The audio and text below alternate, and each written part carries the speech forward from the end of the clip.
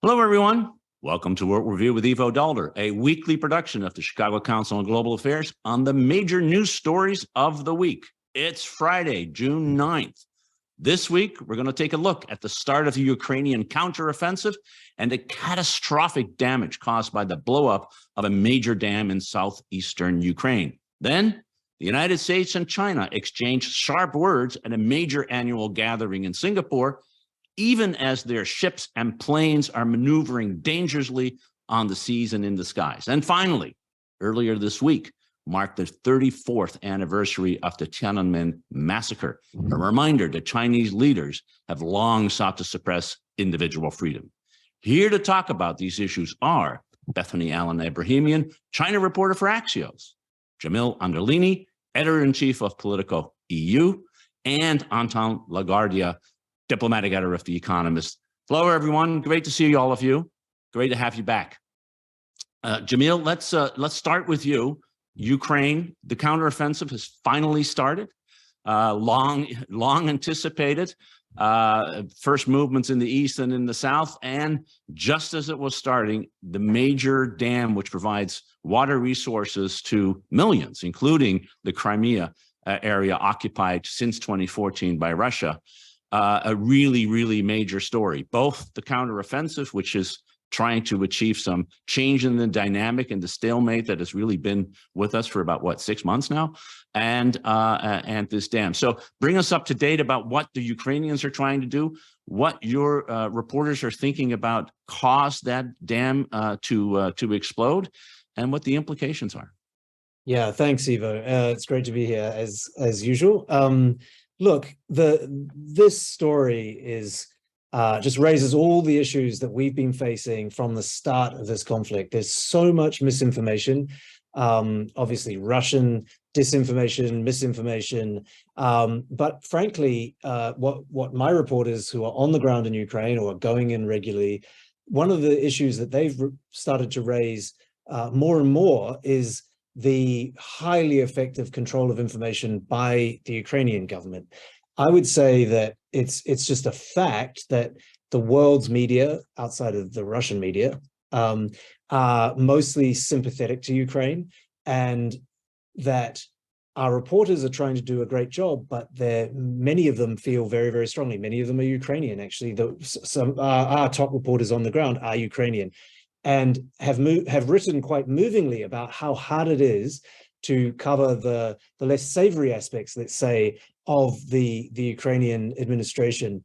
For example, things around corruption. One of my reporters, Veronica, wrote this brilliant piece, very personal piece about she wants her country to win and she wants to contribute to fighting off the invader, but she also thinks that she needs to write about corruption, and that ultimately will help to strengthen her nation. But in the short term, is she helping the enemy, if you like? And it's a very tough one. So specifically about this dam, when I talk to my best reporters and best analysts, they do believe it was Russia, but we're not 100% sure. We're still debating Nord Stream and who blew up the Nord Stream pipeline to Germany.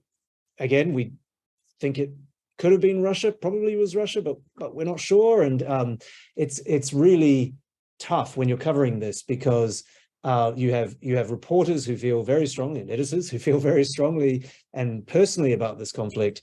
And my job partly is just to remind everyone, hey, report the facts. We don't know. We can give some analysis. We can say this would benefit the Ukrainians, this would benefit the Russians. This is why it might have been them, this is why it might have been them, but it's so easy to fall into like, oh, of course it was the Russians. Now, if you look at, as you mentioned, that dam and that dam that was blown up is, the Ukrainian government is calling it the worst disaster, environmental disaster in Ukraine since Chernobyl. We had a colleague actually from Axel Springer, who contributes sometimes to Politico. He interviewed Zelensky this week. We had a wonderful exclusive interview with President of Ukraine, and Zelensky told us that Russian soldiers were shooting at people who were being evacuated and the people trying to rescue them. He also categorically denied any involvement in the Nord Stream explosion. So that's on the record from the president of Ukraine. That's pretty categorical. But as I said, we're still debating some of these things, and it's a really difficult thing to do if you're committed to truly independent and non-partisan journalism. It's one of the toughest challenges we have.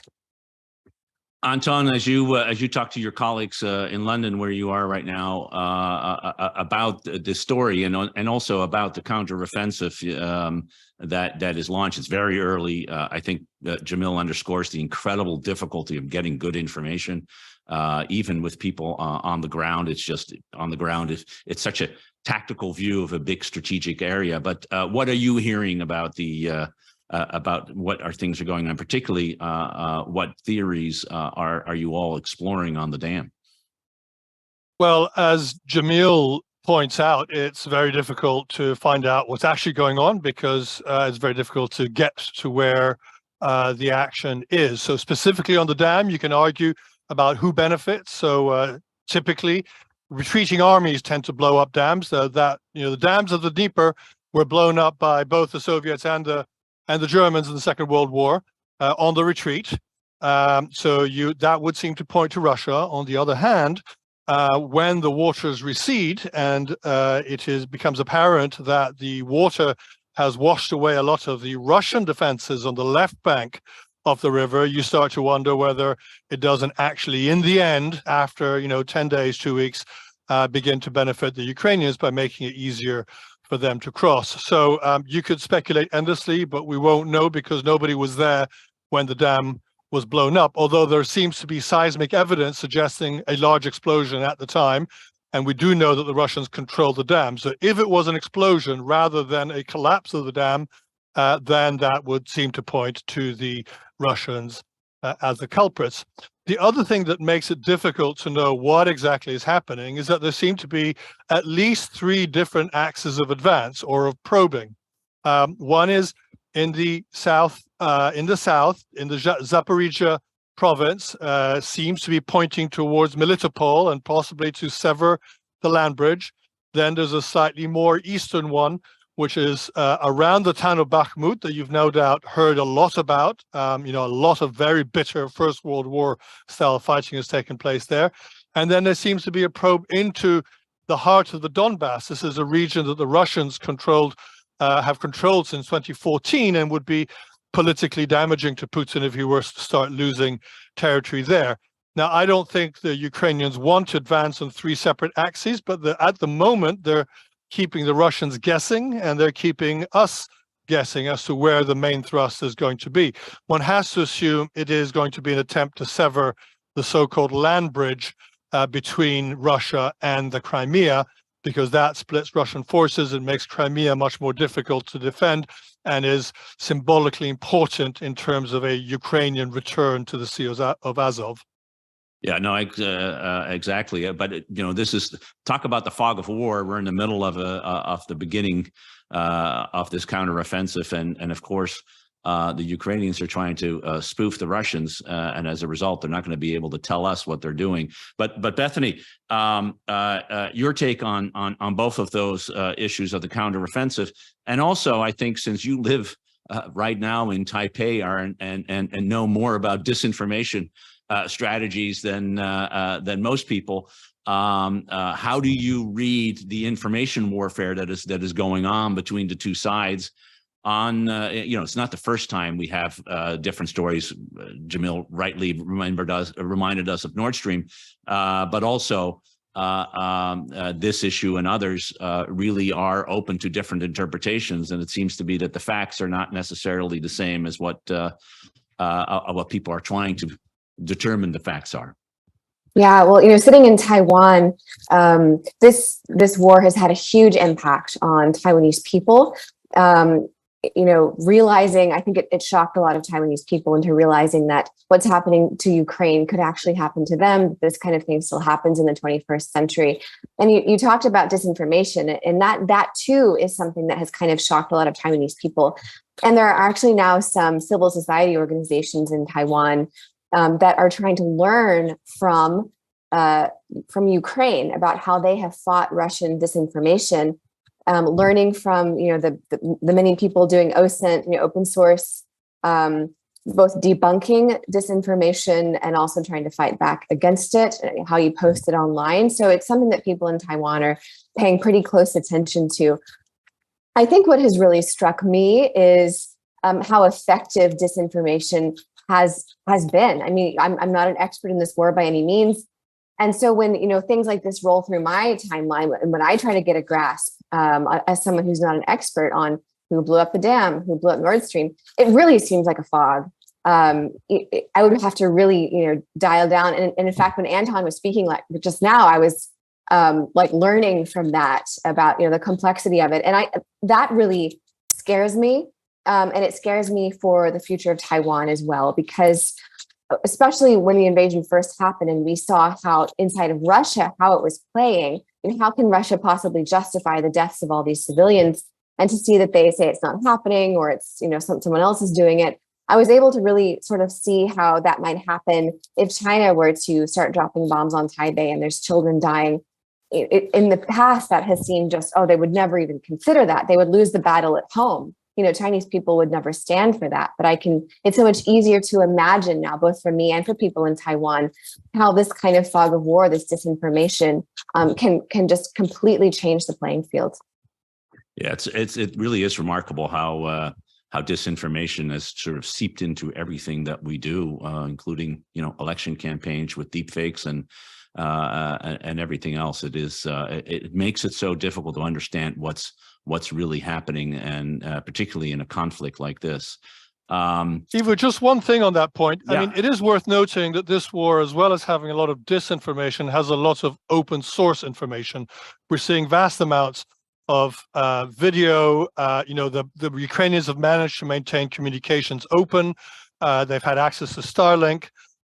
There's a whole kind of hinterland in Europe that sort of allows them to continue to operate. Our own paper has been doing extraordinary data work using satellites that used to detect forest fires to detect where the most intense fighting is happening in Ukraine. And you learn quite a lot about that. Although, of course, there are limitations. When there's cloud cover, you can't see anything. But the point is that there's a lot more open source information than there ever has been in war. Yeah, no, I think that's a very good point. There's a lot of video out there. There is mill bloggers on Telegram, both Russian and others. There is an incredible amount of information. Just my Twitter feed alone, you can. In fact, I think the reason we know that the counteroffensive happened is because somebody videoed German Leopard tanks as part of the offensive, and that sort of was the proof, because you wouldn't use German Leopard tanks other than in a counteroffensive. So very well taken. Jamil, you wanted to jump in on this. No, I think the open source phenomenon has been a godsend and a curse, because there's just so much information for us, so much disinformation now with deep fakes. And there's this wonderful story about the fake Putin video. It's not really Putin, but the Ukrainian hackers have put together this video of Putin calling for general mobilization, and they've blasted it into Russia. And that is kind of astonishing. And as I say, it's the fire hose of information, but then the problem of disinformation. So blessing and curse. Even more reason for the necessary jobs that we're doing as journalists, filtering out the wrong information, the disinformation, and bringing people the truth. So hopefully we're going to improve trust in journalism in the process. But yeah. Well, if that's the outcome of this war, at least it has one positive impact, because I can't think of a lot of other ones. To be frank, let's shift over to the Shangri-La dialogue, an annual dialogue. Anton, you were there in Singapore.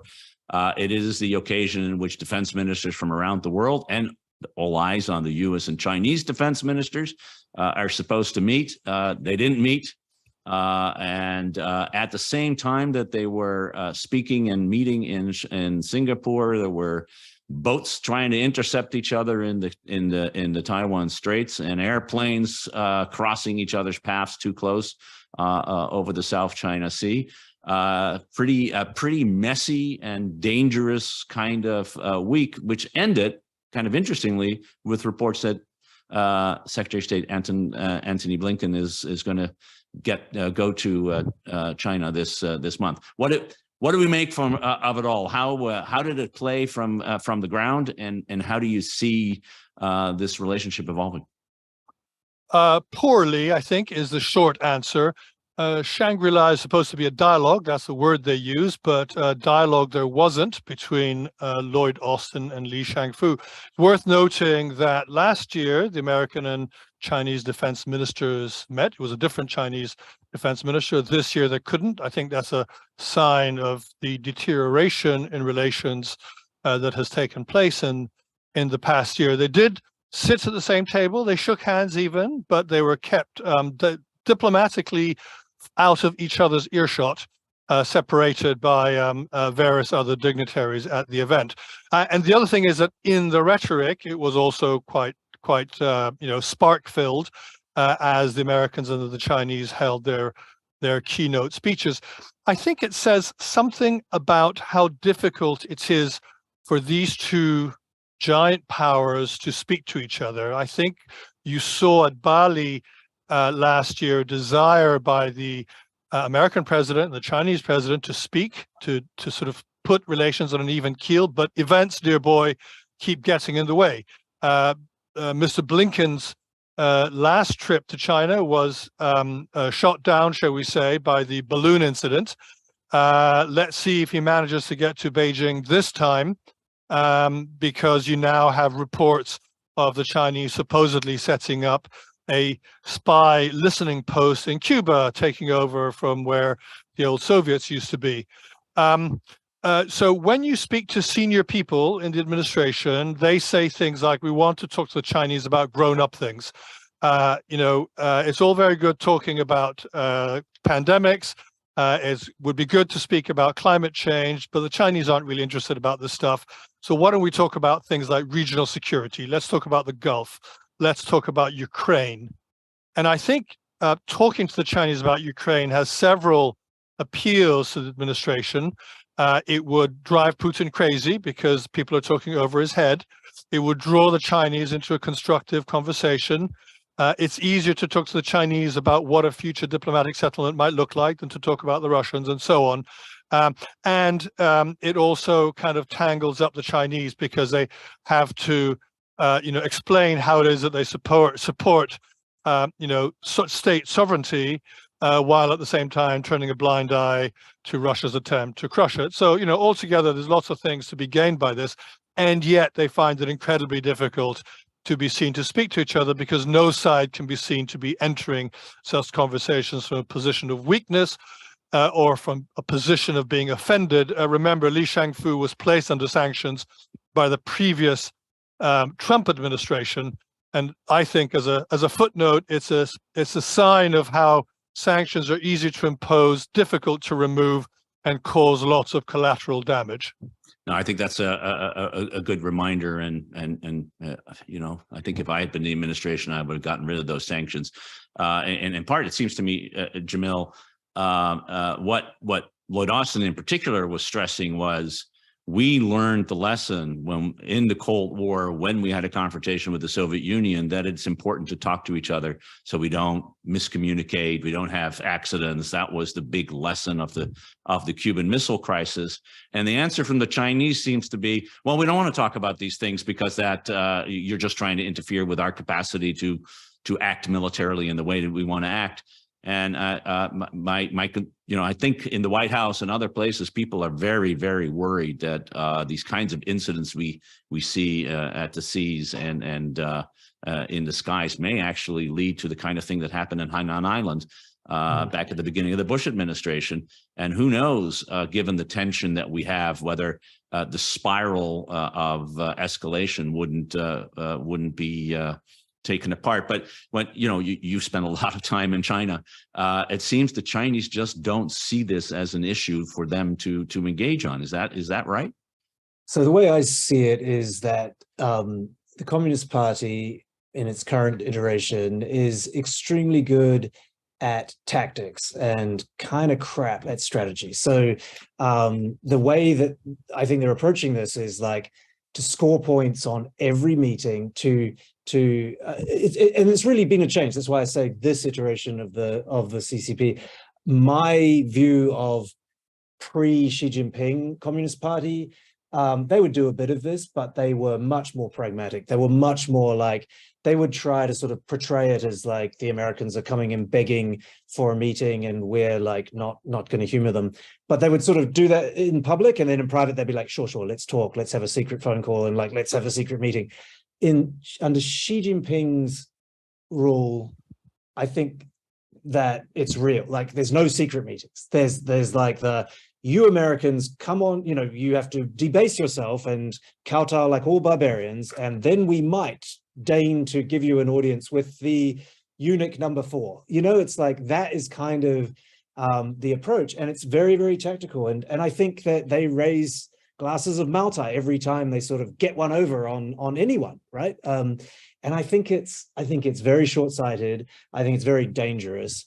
But I do think they are masters of this. Like this Communist Party today is masters of this sort of thing. In that context, I want to raise something which just sort of, it's sort of sad really. But there's, the State Department's Assistant Secretary for East Asian and Pacific Affairs is a guy called Dan Crittenbrink, and he was the Deputy Chief of Mission in Beijing when I was there as the China Bureau Chief for the FT. And I got to know him a little bit, and I really liked him. And he went on to be an ambassador in like Vietnam and some other places. And I think he's a very sophisticated diplomat. He really, I think, knows what he's doing. But he traveled to Beijing on June 4th, the 34th anniversary of Tiananmen Square, and I think that was really silly, actually. And I'm sure that the Chinese were trying to maneuver him into arriving on that day. It's like, and I think that's what happens if you have these, there's armies of these protocol people in the party, and their job is to humiliate foreigners. Like, that's it. That's their like main job. And on the West side, in France or in Germany or in America even, there aren't armies of these people who know all the historical dates and all the symbolism and put them sitting there with that kind of flower, and we're going to that kind of bouquet of flowers, and we're going to show them or make them meet you. This happened to me once, right?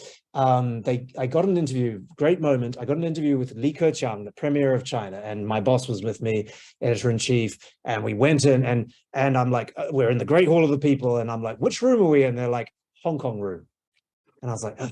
And we got a lecture on the Opium Wars because we're a British publication, supposedly. And like that sort of stuff, they are masters of it. But that's why I say tactics, not really strategy, because you leave there realizing you've been played and you're pissed off. And it's not like they haven't really achieved anything except very short-term point scoring. And that's what I'd say is going on. And I think it is extremely dangerous. And I think the US shouldn't be played. They should try to get some experts on this and really try to play a bit back, but also they should be the bigger party in this, and find a way to show they're the bigger party, and that actually Xi Jinping's party is, Communist Party, are being petty and small.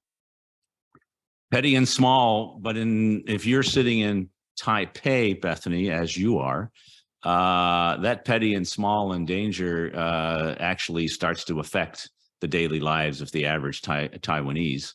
In some ways, the object of much of this game that is being played is Taiwan. So just tell us a little bit about how the last week, which seemed just very tense, and very dangerous, played out in Taipei at the time that there is a big election coming with two parties having very different views about how you interact with China. That's right. Well, the sense here is that things are getting, things are getting scary. Not amongst the average Taiwanese person, but in politics, the sense of the stakes of the election in January is very high. There's really a strong sense that the future of Taiwan is going to be chosen by who wins. Are they going to get 4 more years of, the DPP, of a party that is very Beijing skeptical, and and probably that would result in further pressure from China? Or are they going to get KMT, which is, who knows what KMT is going to do, but it seems like they're going to do what they've always done, which is try to pursue Taiwan's security by getting closer to China, viewing a close relationship with Beijing as the best guarantor of their future, which seems totally not viable anymore. But the KMT doesn't seem capable of creating a new iteration of what their China policy should be. So that's the sense here. And I think over the past couple of months, there is more of a sense now of actual danger. And, I have talked about when I was here, when Nancy Pelosi came last year, and I went around asking people, are you nervous about Taiwan's future? Are you nervous about the military exercises that are happening just right over that way? And people laughed in my face. They were like, of course we're not worried, And I tried to find signs for, like an air raid shelter. And I literally could not find one. I was like, I want to find the place to hide, because my editor was like, you need to find a place if the bombs start dropping, even though I thought that was extreme. So about a month ago, all of these paper signs were posted by police all over the city saying air raid shelter this way. They're paper. And this, I think, goes to show the degree of Taiwan's preparation for, when the bombs start falling, is like they're in 2023, after 75 years of threats, they're finally posting air raid shelter signs. But in any case, I think the feeling here is that it's very much frogs boiling in water, or slicing of the salami, however, whatever metaphor you want to use. The temperature is getting higher and higher and higher, and it does start to feel like, oh, okay, that's just the latest news. But it really, there's a very distinct change, and I think this past week with Singapore, with the close call in the Taiwan Strait between U.S. and Chinese naval vessels. 2 days ago, there were 37 PLA fighter jets and naval vessels that went around the southern part of Taiwan. This is happening all the time now. China is really showing that they mean business, and so far, they have not really faced any consequences for that, except, for some not even saber rattling, just some, like strongly worded tweets from, I don't know, people in the UK. I don't feel like they're facing a lot of pressure for that. So I do think the situation here is getting quite dangerous, more dangerous than maybe some people here realize. Anton, in terms of the discussion in Singapore, of course, the big issue was, the relationship between the United States and China. But to what extent are people there worried about an actual military confrontation over Taiwan? I think they are worried, and they're also worried about being dragged into it. They're saying, for God's sake, keep us out of it.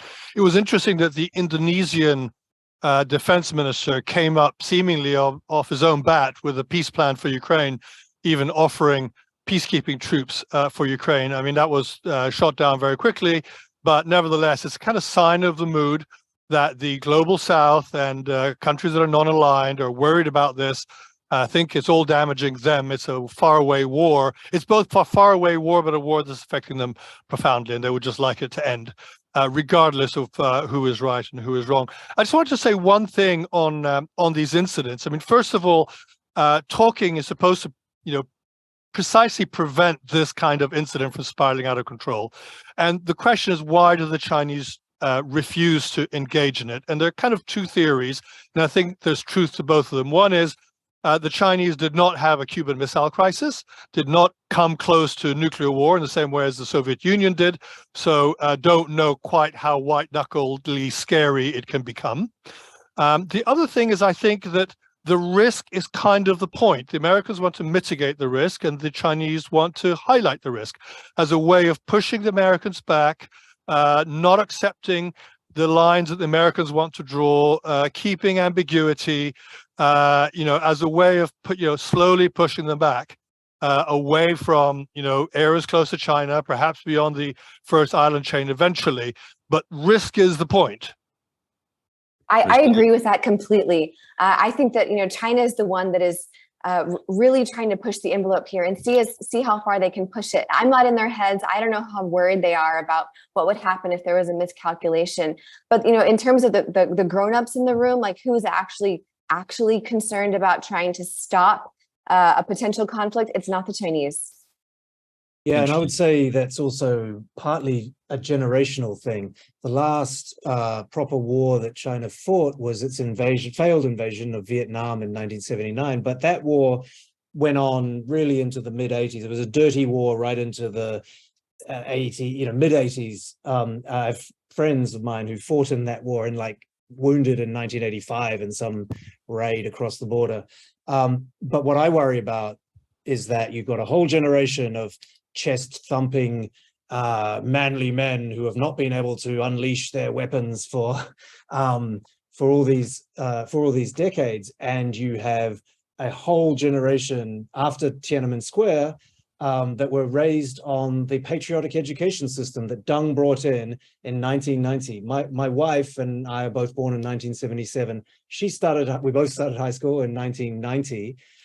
Except her first 6 months was military training, and then she was given a full diet of nationalism. Foreigners are evil, they've all hurt you, especially the Japanese, but definitely the Americans, and etc., etc. Before 1990, and this is what the Communist Party identified as a possible problem, and one of the reasons for the large democracy protests in '89, the education system in China was all about traditional Marxist-Leninist class-based, conflict. And after '89 and from 1990 onwards, the entire education system was overhauled, and everyone got this diet of what a very distinguished Chinese historian described as wolf's milk.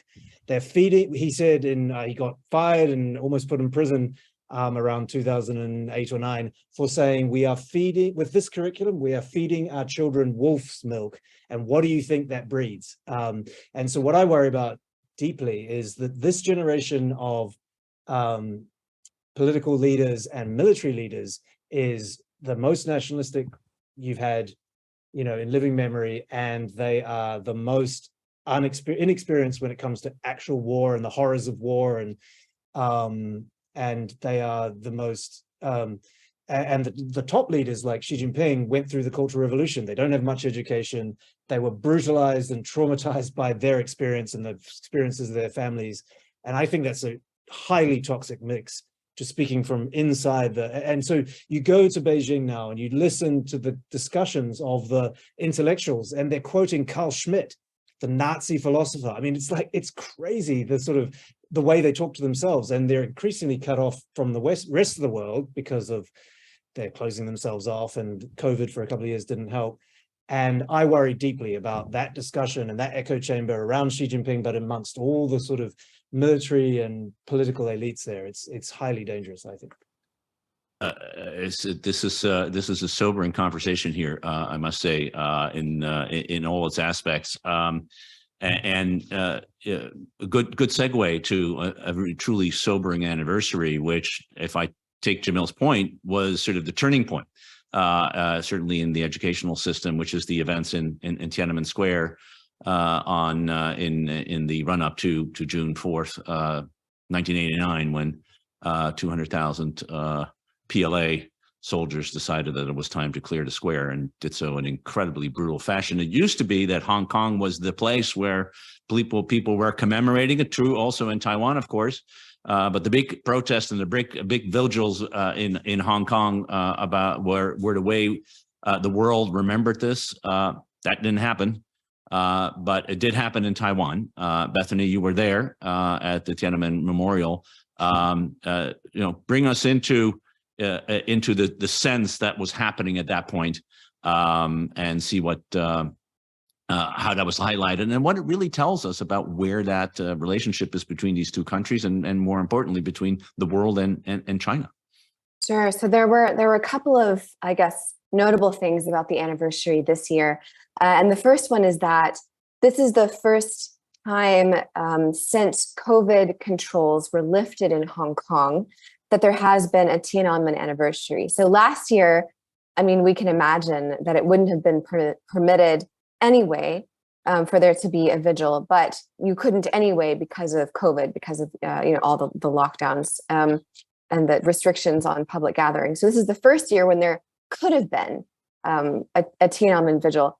And so it's the first time we really get to see the full force of the national security law now that it's had about 3 years almost to develop, I guess just about 3 years to develop and to become entrenched. And the result of that is, absolutely no Tiananmen, no gathering to commemorate Tiananmen. And in fact, in the park where that usually has happened, there were a number of pro-Beijing organizations that were holding a pretty astroturfy pro-Beijing fair. But also, if you look at the extreme ways that the security forces in Hong Kong were trying to make sure that there was no no public memorializing of it at all. There was someone who was searched and detained briefly for holding a yellow umbrella. There was one person who was silently holding a candle and he was arrested. There was a woman who was arrested for just posting a photo of a candle. Someone arrested for just walking around carrying a play called May 35th, which is about Tiananmen. So that's what we had in Hong Kong this year. And it's a dramatic change from the literally hundreds of thousands of people who at times in certain years gathered in Hong Kong. The only free place on Chinese soil where you could still talk about it and remember it. And the other notable thing is that the June 4th Museum, which was closed in Hong Kong, forcibly closed a couple of years ago, another June 4th museum was opened this year in New York. It's small, but it shows how these memorials are moving abroad, where people are trying to keep them alive. From Taiwan's perspective, it was really interesting seeing, you could say the divergent trajectory of Hong Kong and of China and of Taiwan. They had the Tiananmen Memorial was right in front of the Chiang Kai-shek Memorial. That he was a dictator. Chiang Kai-shek was a military dictator. He was, it was not a democracy. And yet now, Liberty Square in Taipei is a wonderfully democratic place. It's the opposite of everything that Tiananmen Square is, and the opposite of what it stands for. If you go to Liberty Square, you see kids practicing like dance, just like street dances. You see old people doing Taiji. It's a place for the people. It's a huge difference from Tiananmen Square, which is so clearly just, it's there to celebrate the leadership. It's for the government, and the people have to walk around very carefully and, not do anything wrong or else they'll get arrested. So this is where this vigil was. And it's really a testament to the way that Taiwan has been able to do what the Chinese Communist Party did not allow China to do, which is go that direction. Something that I learned this time that I didn't know was that the Tiananmen pro-democracy movement actually helped inspire a student movement in Taiwan the next year that was successful. The White Lily, it's called the White Lily movement, or the something Lily movement. I think it was the White Lily movement, helped push the government to open up and to start doing some democratic reforms. So it's very interesting. And there was also a sense now of, Taiwan being a place where Hong Kongers could have this, there were several booths for that Hong Kongers had set up that they hadn't had in previous years.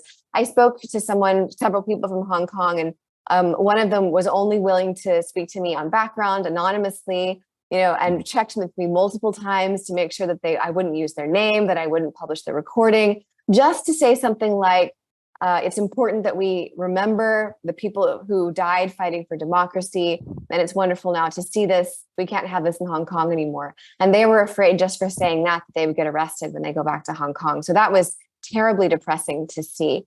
And it serves as a warning for Taiwan. Yes, they were able, unlike China, to successfully transition to democracy, but their future, could very easily go the same route as Hong Kong.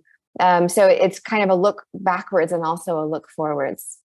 Depressing. Jamil, by the way, had to jump off for our listeners, so you won't hear his voice anymore. But Anton and Bethany are still with us. And Anton, what strikes me about this is the intensity of feeling that still resides in Hong Kong and China, and of course in Taiwan. and the sense in the rest of the world that we have sort of moved on. And in some ways, we moved on pretty early politically after 1989, momentous year. Lots of other things were happening, including the Berlin Wall falling in a few months after Tiananmen. But this concern that people used to have, it doesn't seem to resonate in the same way that it still is very, very vivid in the actual region itself. Your sense too? I think that, the picture of the man with a plastic bag standing in front of a column of tanks is still extremely powerful. I think it is true that it's no longer as ever present in people's minds. It was a long time ago, and lots of horrible things have happened in the world since then, and China has grown into a great power. But I think that actually brings back the sense of the kind of, it gives credence to the sense that China is a threat to sort of democracy and liberty around the world, because not only is it led by a very sort of autocratic figure that no longer believes in biding China's time and hiding China's power, and is sort of much more wolf warriorish, as Jamil was saying, but is also militarily powerful. And a country like Taiwan, or I should say a territory like Taiwan, feels generally endangered by the possibility that it could be invaded. And I think the old kind of charm offensive of the Chinese to say, we'll have one country, two systems, look how it's working in Hong Kong, they have kind of destroyed that argument. So I think they're making it much harder to reunite Taiwan by peaceful means. The question is, will it be by sort of economic and political and military coercion, or will it be by outright invasion? And, the jury is still out on that. And I suspect that, the Americans and the rest of the region can just about deter China from an all-out invasion. It seems to me it's much less clear whether they are able to help Taiwan deal with the so-called gray zone threats, everything ranging from disinformation to economic pressure to the possibility of blockades or partial takeovers of outlying islands and so on. I mean, there's a whole spectrum of stuff that runs from relatively peaceful relations to all-out invasion. And okay, the Americans are gearing up for the all-out invasion bit, but there's all the stuff in between that is, I think, still to be thought about. And one of the problems is that the Americans and the Taiwanese and everybody, and the region of the Taiwanese, even the countries that support, the status quo across the state of Taiwan, struggle to speak to Taiwan because they don't have diplomatic relations. Yeah, well, you beautifully set up Bethany, who's got a book coming out in a couple of months on how the Chinese are using economic power to gain their influence. And I was talking to Bethany when we were in Taipei a couple of weeks ago, and she made exactly your point. We're paying too much attention to the least likely scenario and not enough attention to the most likely scenario. So Bethany, just a plug here for you. Thank you. But in the debate, what struck me was that the debate in Taiwan also wasn't focused on the salami tactics and the gray zones and all of the other ways in which, other than disinformation, in which the Chinese are trying to influence the future of Taiwan. And in some ways, that's surprising. It can understand for the Americans, who always think that everything, since they only haven't hammered that everything is a nail, that isn't the Taiwanese case. They have far more capabilities and vulnerabilities, in fact. Yeah, I mean, it's definitely true. There's certainly a class of people here who are, world-class experts on China's economic coercion, on their gray zone tactics, on disinformation, on influence operations. I mean, Taiwan's been dealing with that as long as China's been doing it. They've been, they're ground zero for that. And certainly within the government, people are working on that, are concerned about that. But I think for the average, Taiwanese people, they know that China threatens them and stuff, but there may be, don't pay as close attention sometimes. Except, I mean, there are exceptions to this. And I think a really good one is a few years ago, China blocked imports of Taiwanese pineapples, and many or most Taiwanese pineapples at that time were being exported to China. And so this was potentially devastating for Taiwanese pineapple farmers.